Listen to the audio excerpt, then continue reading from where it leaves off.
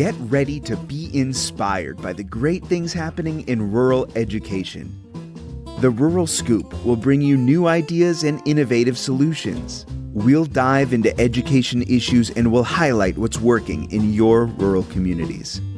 You'll hear from a variety of educators, administrators, professionals, and others who will provide relevant and engaging content in each episode. And now, serving up the scoop, here's your host, Dr. Melissa Sadorf. Welcome back to the Rural Scoop, and I'm excited that you're joining us today because we're going to be talking about a group whose voices are often overlooked, and that's fathers of children with special needs. While support systems frequently focus on mothers, many dads are walking this journey in silence, often without the networks of support or resources that they need.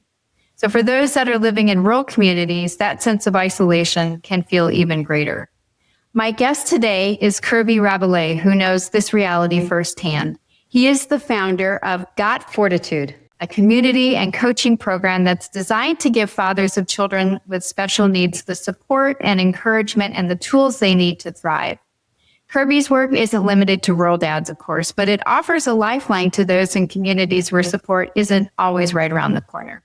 So in our conversation today, we'll explore Kirby's personal story, the vision between the start of 𝐄𝐩𝐢𝐬𝐸 and where it's gone since, and the lessons that he's learned from building a space where fathers can find connection and courage and hope. So Kirby, thanks for joining me. Welcome to the Rural Scoop. Melissa, thanks for having me, and I'm really excited for our conversation this afternoon. Thank you. Well, I want to start by giving you an opportunity just to introduce yourself before we get into your story. Great, Melissa. Yeah, thank you. So, my name's Kirby Rabalais. I live with my better half, my wife, and our two young boys in Glenview, Illinois, which is a northern suburb of Chicago. That by way of background, 𝐄𝐩𝐢𝐬𝐸 was really spawned and came in creation because of my oldest son, who's almost 7, Harley, was diagnosed with a rare genetic disorder, early COVID, and is also on the autism spectrum. And because of that, as a father, I suffered in silence for quite some time. I felt very isolated. I didn't feel like there was many resources, no community, didn't know what to do. And because of that, I wanted to start a mission-based community to help fathers no longer navigating a similar path like myself to walk this path by themselves anymore. I know there's so many fathers today suffering, and the mission is really to connect with fathers, provide support, tools, as you mentioned, Melissa, and a no judgment zone or an opportunity to connect, irrespective if you're from rural communities or urban communities or suburban communities, as we all have hearts, minds, and souls to really connect and come to one place, right? To get support, learn from each other, and grow together and do the best you can navigating this unpredictable role, raising a medically complex child or neurodivergent child of different backgrounds, if you will. So that's kind of the initial mission, if you will, of 𝐄𝐩𝐢𝐬𝐸𝐸. Well, and we'll dig into that. I wanted to start, though, Kirby, by talking a little bit about your personal story and that moment that you realized that your life as a father was going to look different than you maybe had imagined. What was that moment? Yeah, sure. Harley was our firstborn. He was born in October 2018. And of course, we're totally smitten. And like our first son's coming here. And I'm, as a dad, I'm like, oh my God, this blueprint and vision in my head. Like he's going to be, a sports player or a doctor. He's going to change the world in his own way. And I can't wait to call me daddy, and just simple things as well, and be his coach in baseball. And then pretty quickly, we learned, he wasn't hitting typical milestones at 3 to 6 months, sitting up, moving around, wasn't really engaging much in toys. And we quickly got into our state's Illinois' early intervention program, which provides a lot of services, for physical therapy, occupational therapy, speech therapy. And it's, a program that's across the country for every state, has a different type of early intervention. And we really got into those services quickly at month 7. And then 2 months later, Melissa, my wife and I, both working corporate jobs full time, we have 14 doctors on this roster trying to figure out what's going on. So our life changed dramatically, at 6 months to 9 months old. And this is still pre-COVID. And we're, 2 doctor visits a week, got multiple therapy sessions a week in home, and we're like, what's going on? COVID, of course, comes for all of us. We have our second child, June 2020, Porter, who's neurotypical and developing, and it's a lot of fun, 5-year-old now, and typical 5-year-old red hair matches the personality. And then we go a chromosomal route, genetic route, because we don't know what's going on with Harley. We can't figure it out. And, on August 18th, which I say is our D-Day, we got a call for our geneticist, say, hey guys, your son is diagnosed with a very rare disorder, genetic disorder called Pitt-Hopkins, which is the mutation or deletion of the 18th chromosome. And that causes global developmental delays. So that everything, Melissa, you and I take for granted, walking, talking, feeding ourselves, sitting down, you name it. It's been an absolute, struggle and challenge for Harley since day one. He's still nonverbal today. He's starting to communicate through a device and so forth. However, from that moment, pardon me, it's been basically exhaust all options to give him the best life possible. So everything has been just rapid fire from day one, not just day one, since really month 6 of his life, about supporting him, helping him, and exhausting options through common modalities and non-common modalities. And it's helped his development, his growth, everything, his strength levels and everything. And it's really, really taken off. And, we got this diagnosis living in the city of Chicago. Where I feel like, hey, we're going to find our home. We're going to raise our city to the boys. We'll figure it out. Get this diagnosis. And we're like, the city, public school system, Chicago is not equipped for this. The private schools in our area wasn't equipped. So we had to quickly move to the northern suburbs, which has a really strong special needs, disability curriculum and inclusion program, which has been a great fit for him. Found a great house for him, great fit. But it's rapid fire. Then we move in January 2021, February 2021. The next month, we're going to Austin, Texas for an innovative therapy program called the Napa Center. And it's become a big part of Harley's story and ours. Luckily, they opened a location here about 15 minutes away. But from that moment, it was just, it was so many doctor visits, and it's just, you get a diagnosis like that, there's no Google, let's go to Google and figure out what you're going to do. I mean, it's 1,500 people in the world with Pitt-Hopkins, and you're just racing around. Luckily, we got connected to the foundation, which is very helpful, and they're doing some great work and, different types of clinical trials coming up. But you're just like, holy cow. And you're just sitting there, as a man, as a father, I'm supposed to be the protector, supposed to help out, I'm supposed to fix things, right? I'm a man. I'm like, there's a hole in the wall. I'll go patch it up and get a hammer and nails and fix it, right? But in this situation, there's no fixing it. So I suffered really badly for a couple of years. Victim mentality, why me and why Harley, why us, what's going on? I can't believe this. And my health suffered, my marriage suffered. It was difficult. I've always been a happy-go-lucky person, very optimistic all my life, until really all this kind of happened, Melissa, just so quickly. And I suffered for a couple of years. And then I surrendered. I was like, okay, I don't want to lose my family. I don't want to, right, something drastic to happen, so forth. I kind of surrendered to the universe, to God, whatever you believe in. And little serendipity started coming into place, little opportunities and little things started connecting the dots, if you will, the universe and so forth, and started getting back to my old self. So, and then that kind of led us into Got Fortitude. So I'll give you a long-winded answer there. So hopefully we can unpack that a little bit. I appreciate that answer, Kirby. And it's a really big answer to the question, but I want to dig into that a little bit. How did that realization shape not just your parenting, but also your identity as a dad? Because you talked a little bit about, almost like depression that you were going into for that amount of time, but dad means something beyond just the hammer fixing the hole in the wall. No. Yeah, for sure. Your identity, everything changes. So the lens I look through the world is totally different than majority of the dads out there, Melissa, if you will. I think a lot of the dads raising neurodivergent children would agree. You look through everything just looks differently. So the small things, I just let it go. I don't sweat the details, and all these corporate gurus and this and that. Sweat every detail. Not in the world.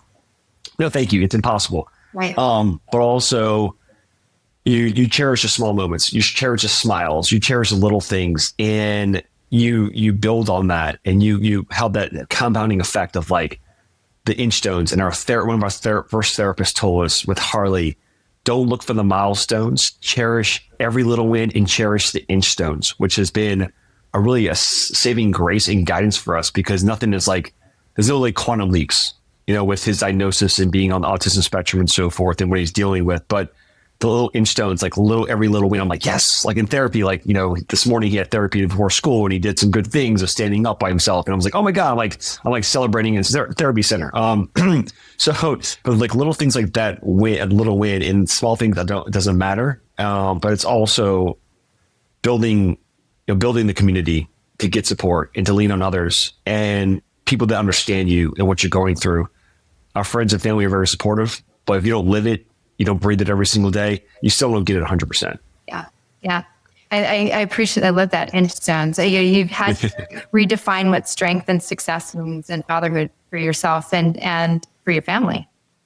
Absolutely, for sure. It's about the courage to show up every single day for these fathers who are doing the same thing, and the courage, the strength, the resiliency, and redefine masculinity, which we'll get into a little bit. So yeah, absolutely.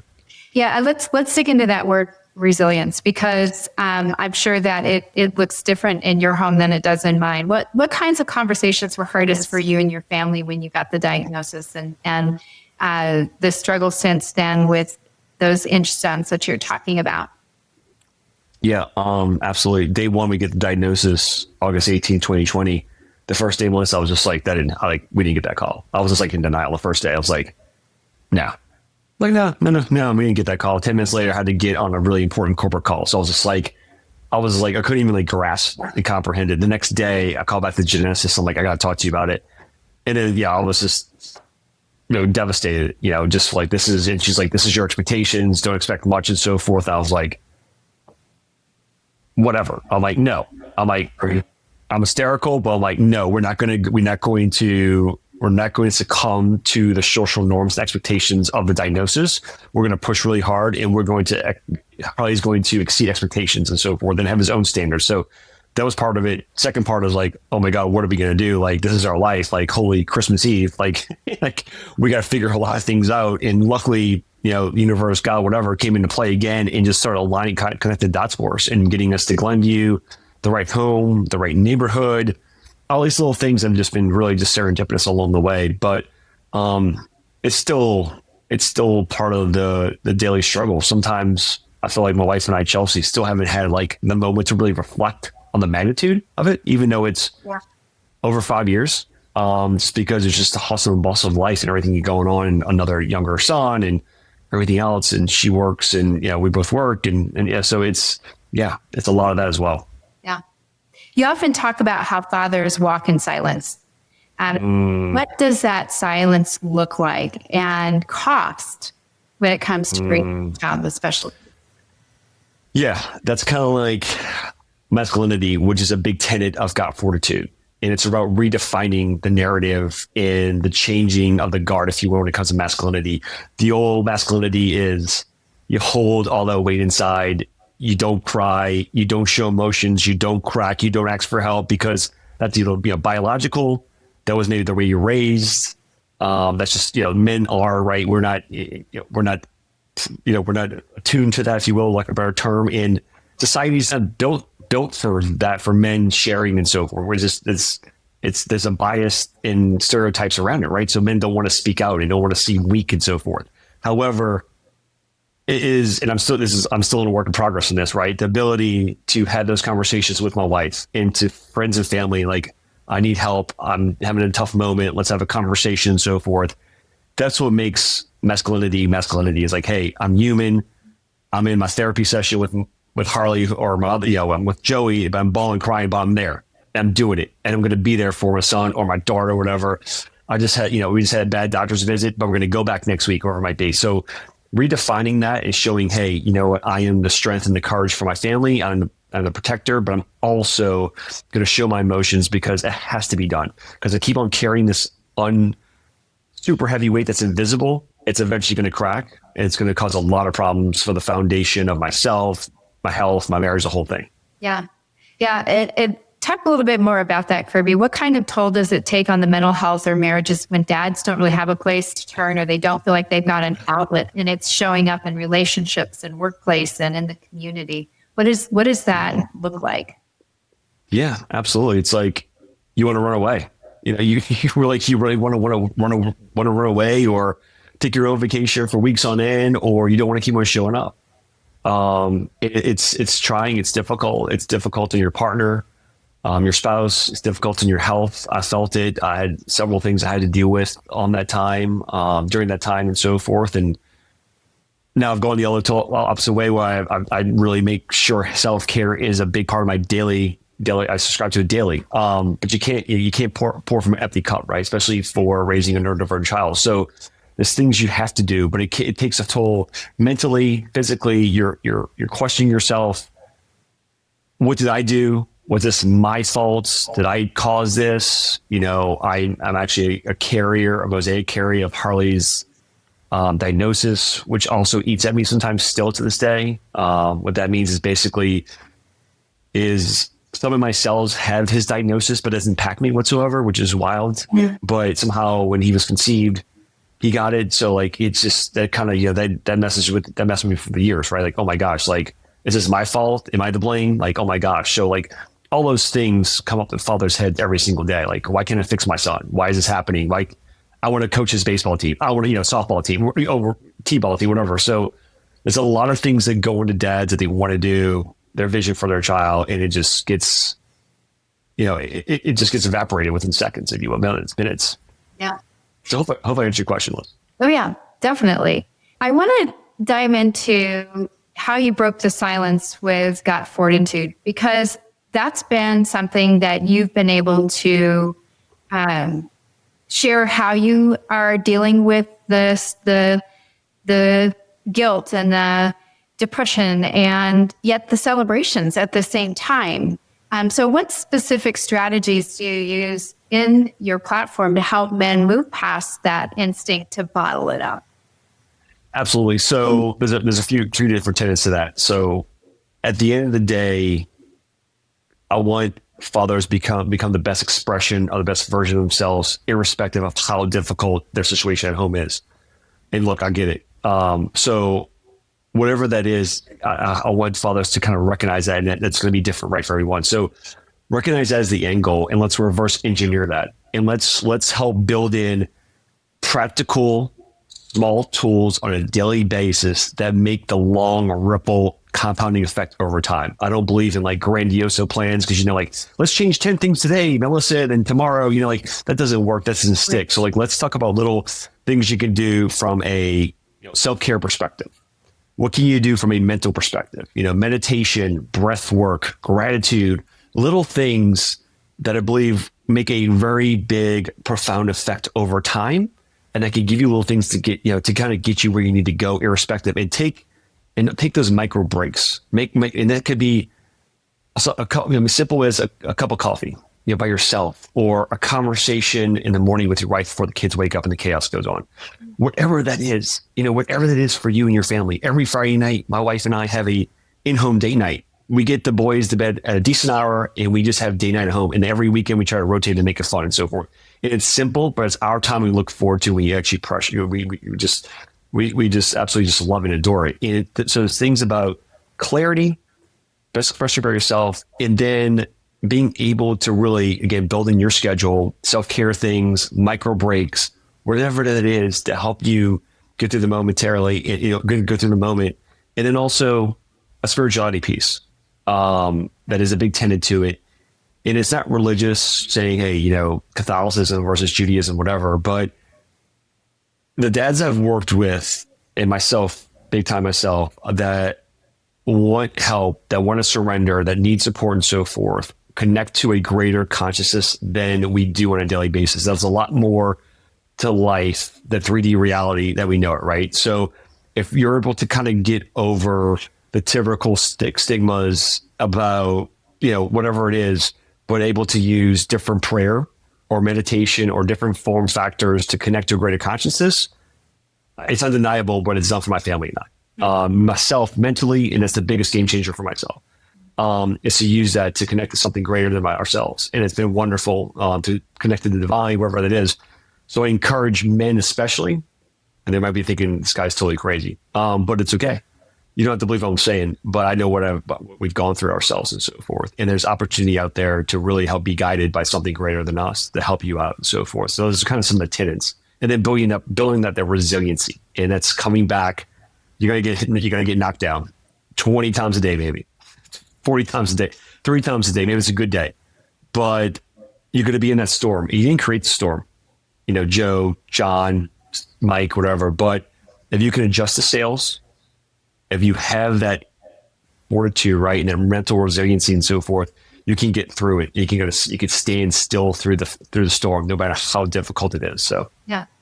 Can you describe a transformation that you've seen in a dad who came into your space guarded and left connected?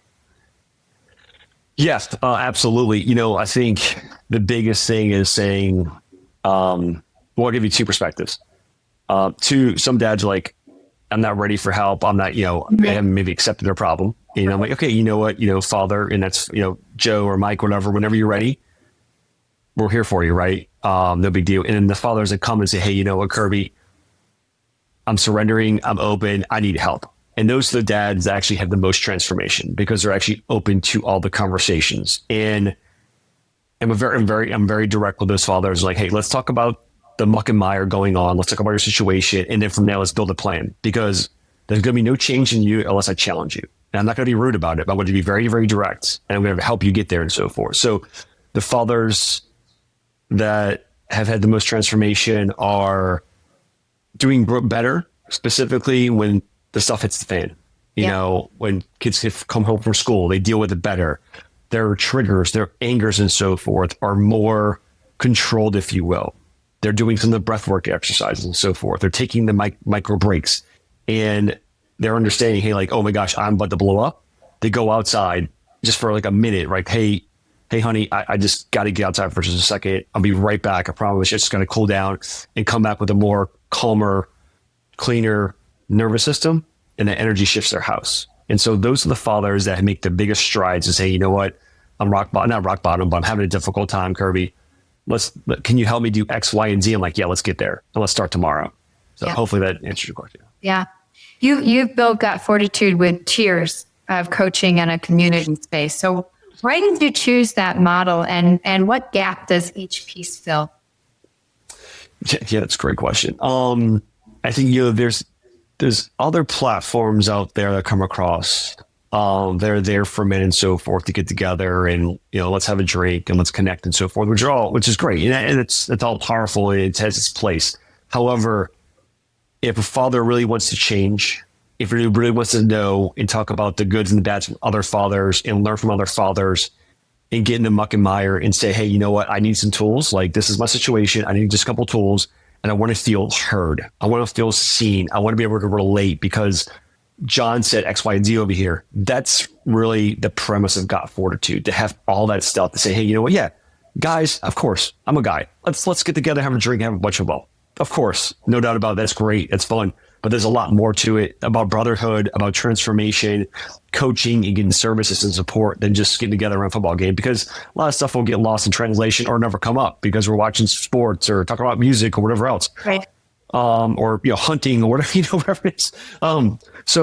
But there's a community, there's a father that needs support, that feels, invisible, that has a lot of weight on their shoulders. Come to Got Fortitude. There's no judgment. There's fathers from every background, socioeconomic background, rural communities, suburban communities, all over the place. And they're all welcome, right? As long as you're raising a neurodivergent child, and come here and let's support you. Hey, look, I don't have the answers. No way. But we can learn as a community, get better as a community, and be stronger together. Yeah.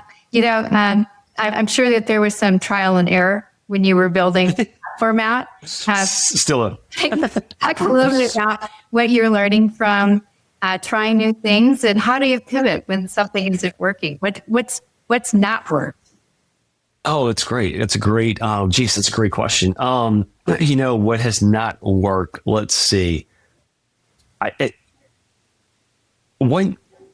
me think about that for a moment. So one thing that I wouldn't say hasn't worked, But one thing recently that we just did a little pivot on, or a little tweak, is that the word coaching is a big moniker, like just on social media now. A lot of people want to be a coach about, could be, ed tech, or it could be K through 12, or whatever it might be.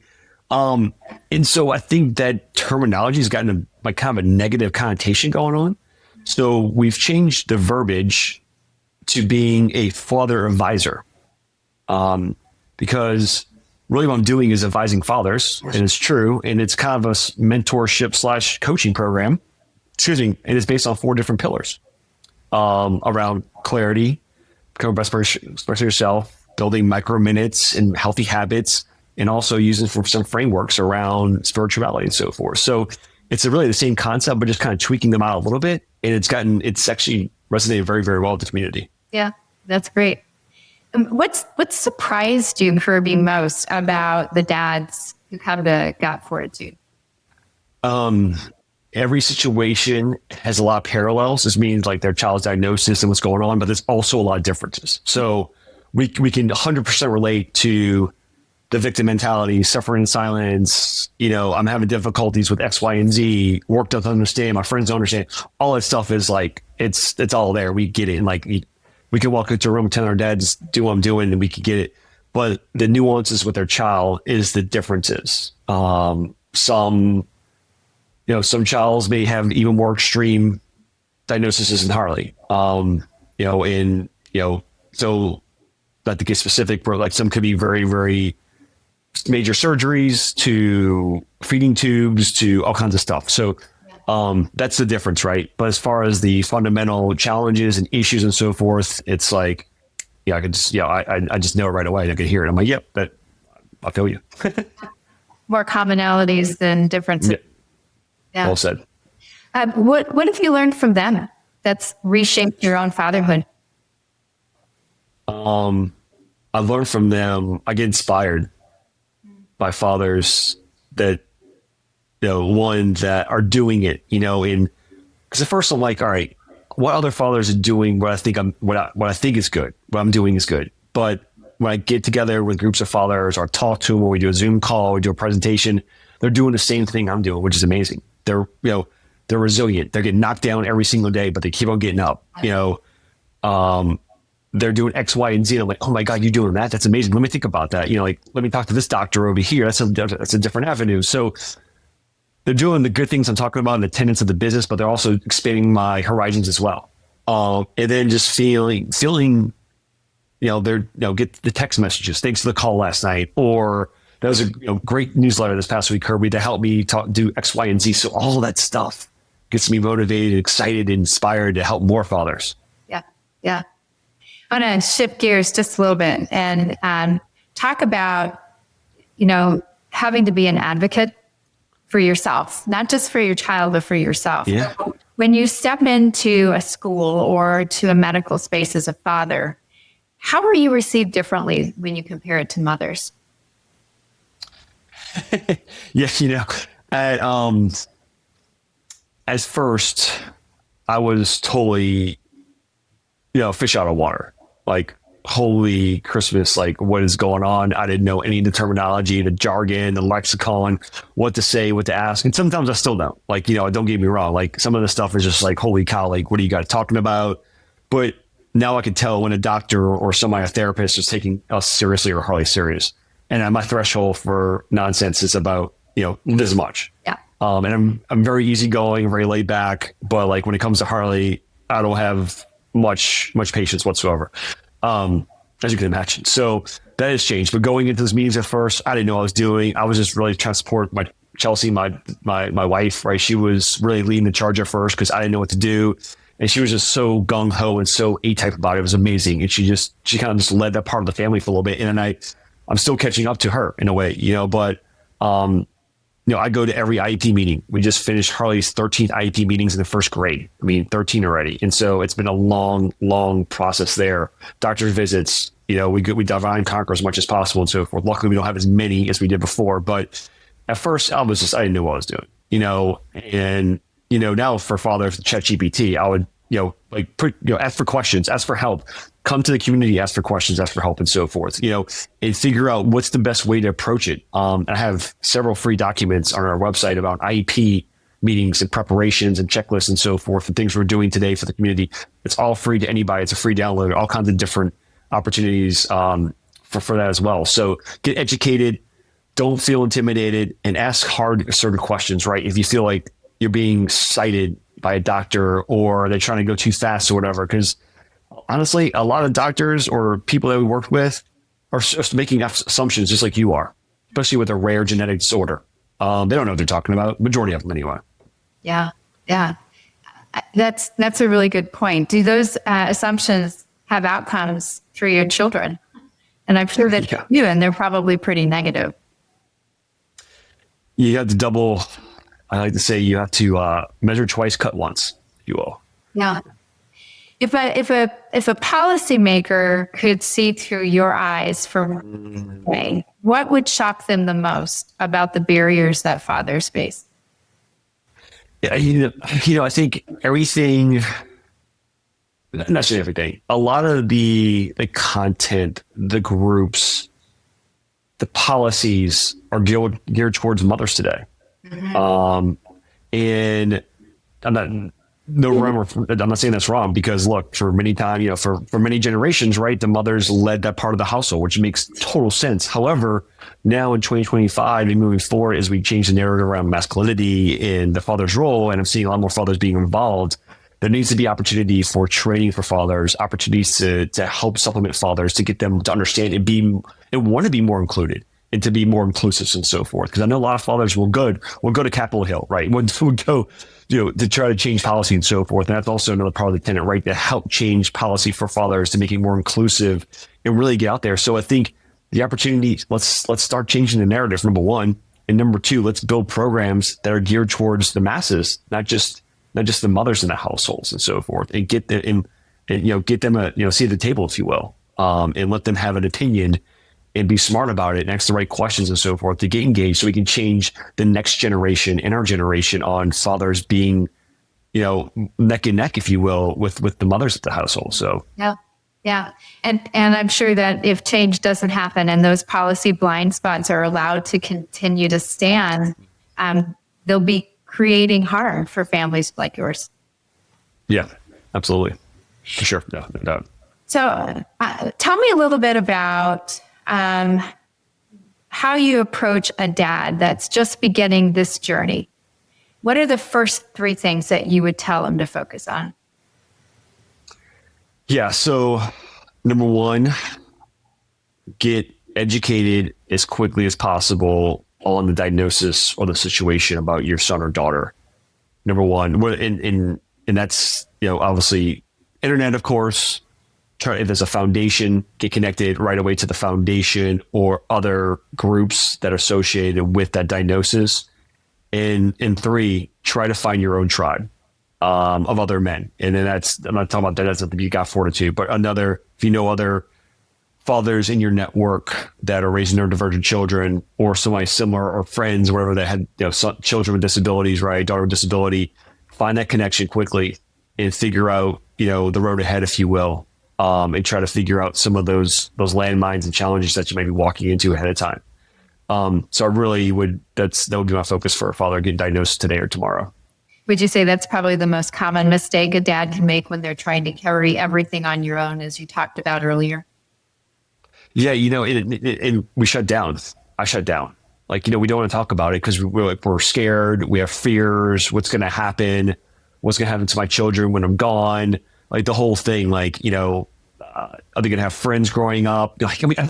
Everything just swirls in your head. When's he going to call me daddy for the first time? It just all just bundles. It's like that snowball effect, the compounding effect. It's painful. Yeah. How can dads that live in rural areas or areas that are hard to access services build those networks when geography and location and just that lack of access make it so tough? Yeah, absolutely. So, with technology today, use technology for the good. now some of the goofy stuff we see on social media today and everything we have going on with some of our political landscape, but use it to find fathers in your state, in your jurisdiction, your school districts and so forth, and all the great work you're doing, Melissa, right? To find those potentially hubs or other opportunities. And then two, I mean, our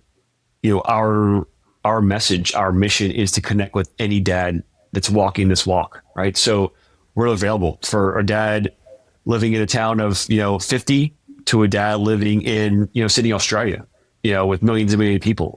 This is for any dad walking this walk. So, we built this mission, so no father suffers in silence anymore. So, we hear you. So, we're here for you. And, as long as you can connect to Wi-Fi, we're available. You've spoken earlier, Kirby, about practices that keep you steady as a man, as a father, as a husband. What does self-care really look like for you as a father in this space? What are those non-negotiable routines you have in place for yourself? Yeah, so this might not work for every father's schedule because some work at night and some kid situation's different. I get it. And some kids don't sleep well, and Harley's now finally on a good sleep schedule, so we kind of just got through some of that, and hopefully it stays the same.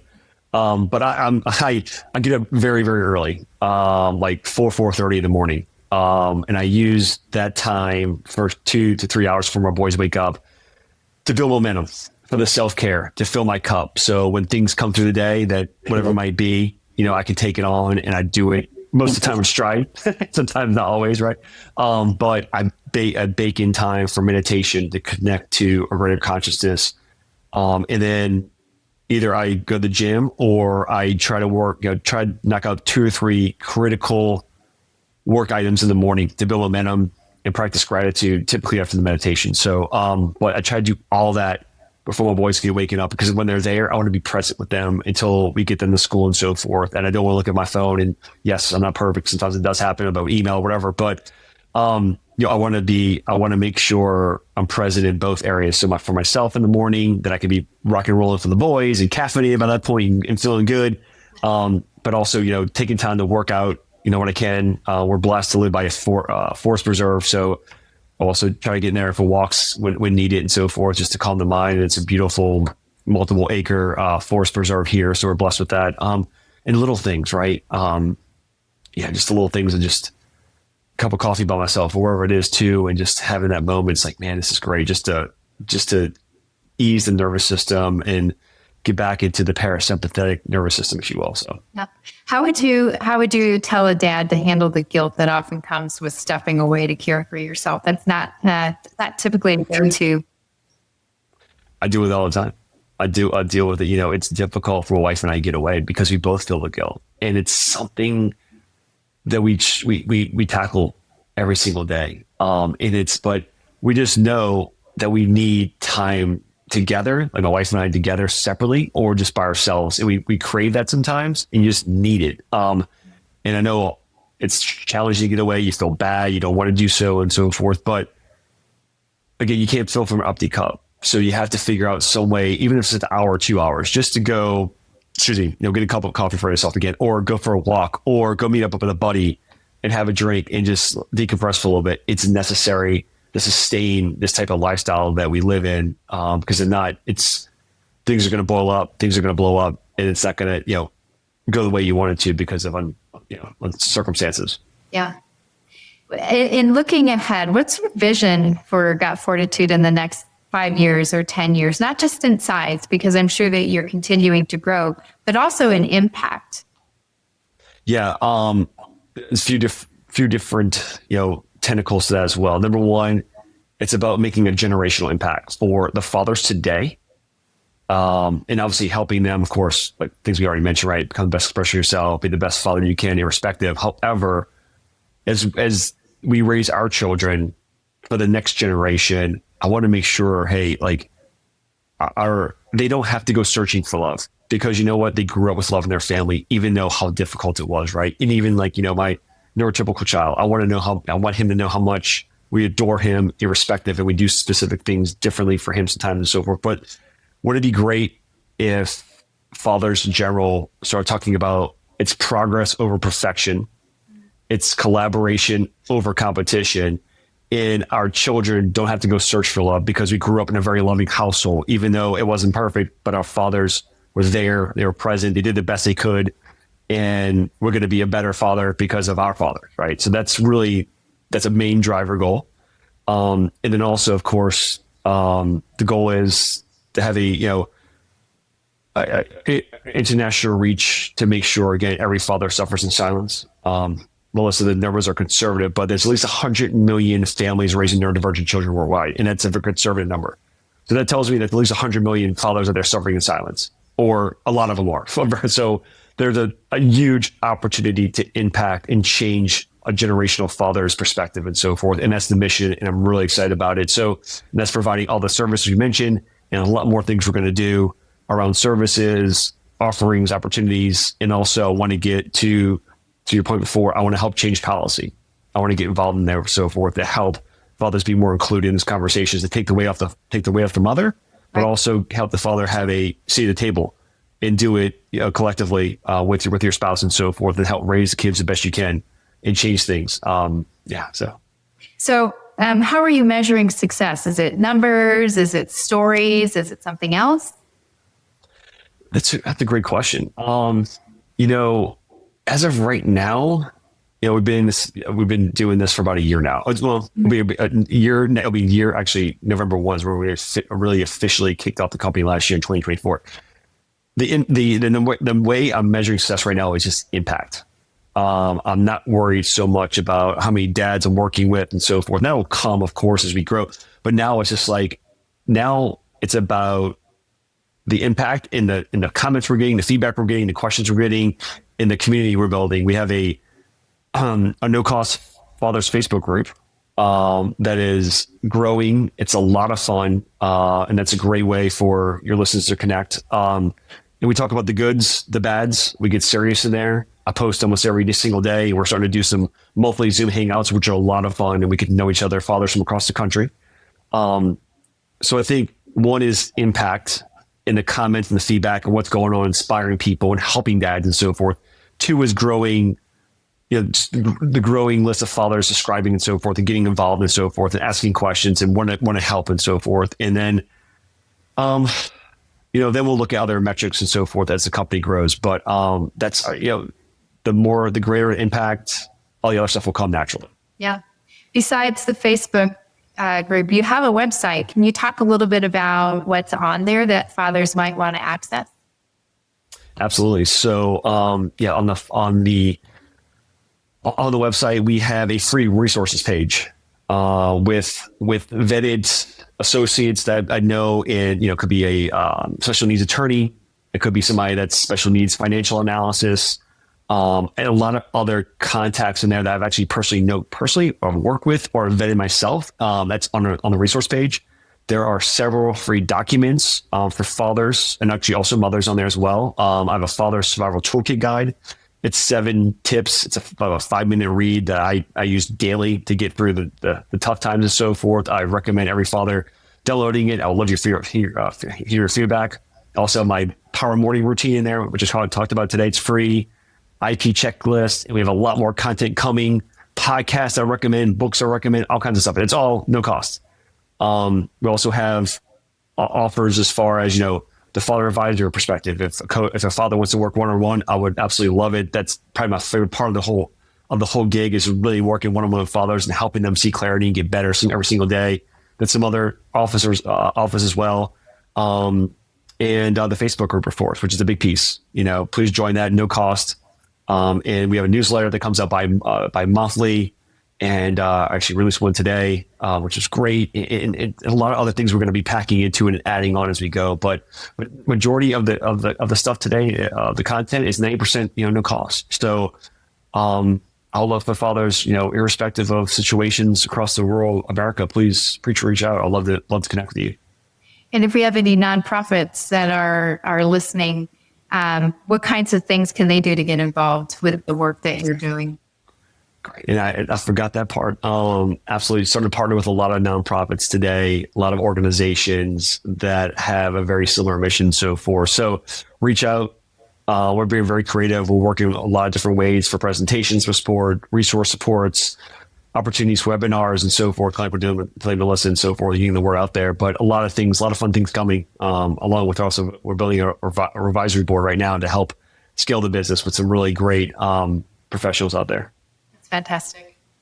So when Harley's grown and he looks back at the work that you and your wife are doing right now and building this platform, what do you hope he sees? He's going to be so interconnected to it. And it's obviously all about his journey as well and so forth. And I provide a lot of content about his journey, what's going on. I hope he's proud of me, for helping other fathers, we're doing everything with him daily, and that I was a good father, and I wasn't perfect, but I tried my best. And together with him really leading this, we're changing the world for better. And his purpose is, I still know his purpose is greater than what I know it today.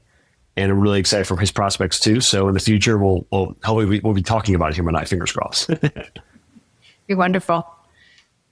Is there anything that we haven't covered that you want to make sure that our listeners know about the platform or about your story or about any of the ways that they can get involved or get information?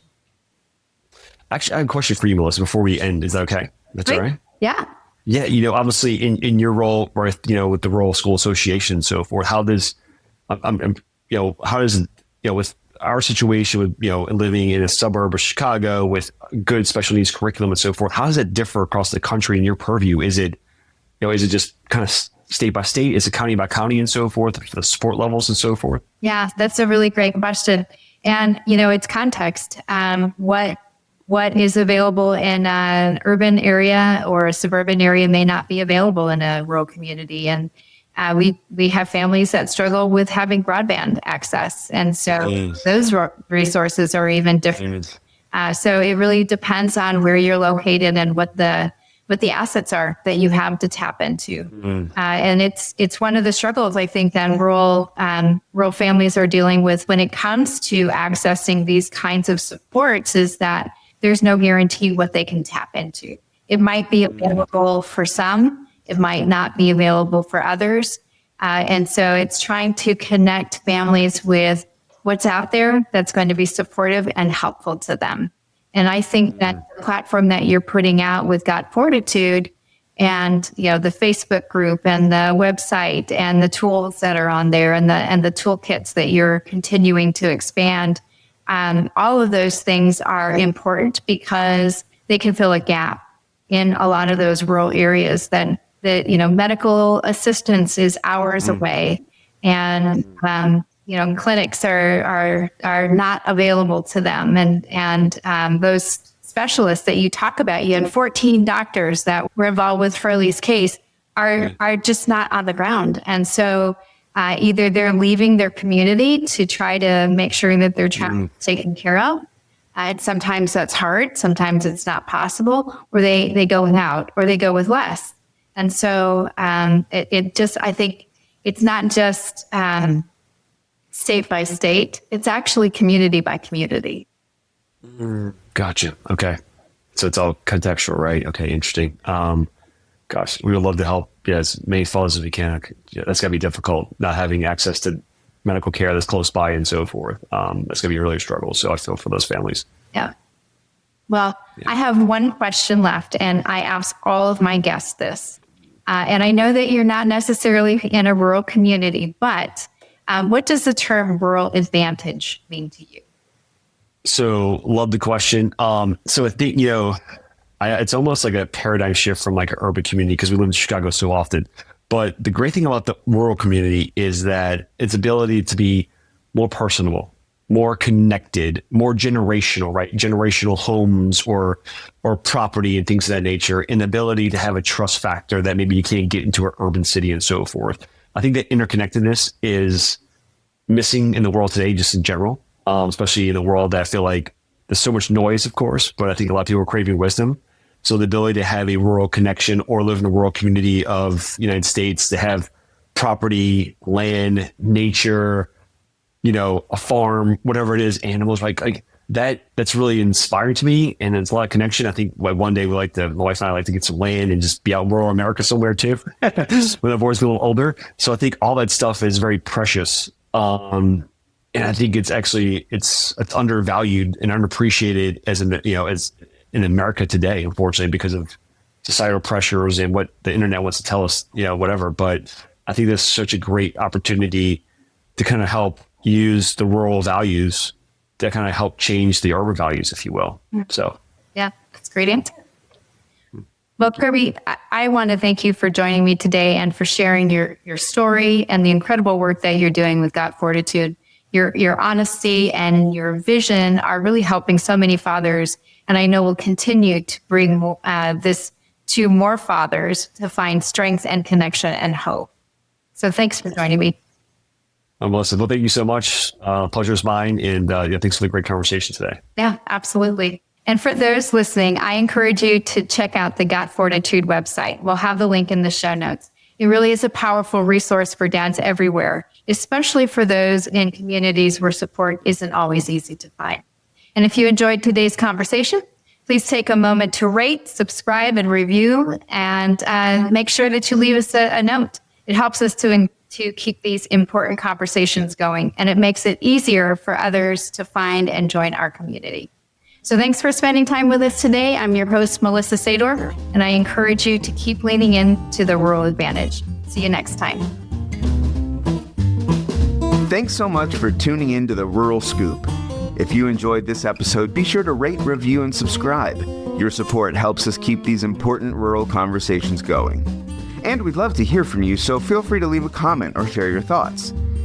You can follow along and never miss a new release by subscribing on your favorite podcast platform or by following us on social. We're on YouTube at The Rural Scoop, Instagram at @msadorf1, and X at @msadorf03. The Rural Scoop is produced with support from Vela Educational Consultants.